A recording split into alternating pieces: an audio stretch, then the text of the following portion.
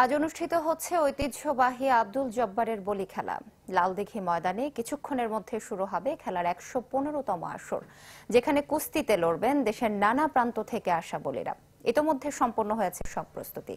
১৯০৯ সাল থেকে চট্টগ্রামে অনুষ্ঠিত হয়ে আসছে ঐতিহ্যের এই আসর।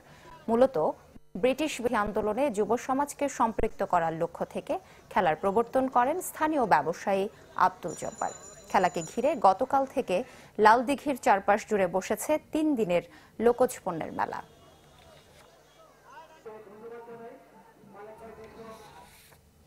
এ বিষয়ে আরো জানাতে লালদিঘি ময়দান থেকে আমাদের সাথে যোগ দিচ্ছেন সহকর্মী রনি দত্ত। রনি,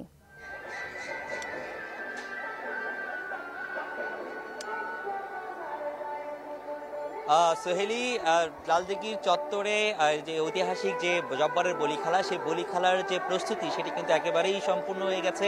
অর্থাৎ এখন শুধু অপেক্ষার পালা, যেহেতু তীব্র রোদ এবং একই সাথে তাপপ্রবাহ চলছে, সেই কারণে আসলে খেলাটি বিকেল ৪টা থেকে আসলে শুরু হওয়ার কথা। কিন্তু আমরা দেখছি যে মঞ্চটি, লালদিঘির ময়দানের যে মঞ্চটি, বলি খেলার যে মঞ্চ, সেই মঞ্চটি তৈরি করা হচ্ছে।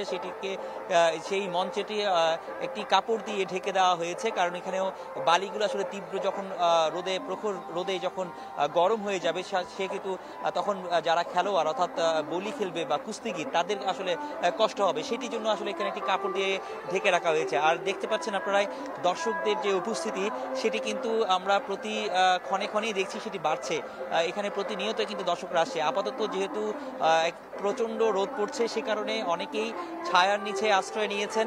তারা আর আশেপাশে অনেকেই আছেন।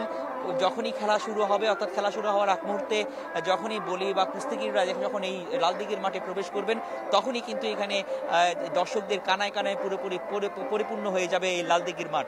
আপনাকে আরেকটি বলে রাখি যে চট্টগ্রামের এই ঐতিহ্যবাহী যে বলি খেলা, সেটি ১১৫তম যে আসর, সে প্রতি বছর কিন্তু এটার জৌলুস দিনের পর দিন বাড়ছে এবং প্রত্যেকের মধ্যে একটি উৎসাহ এবং আগ্রহ আমরা দেখছি সে সবসময় বাড়ছে।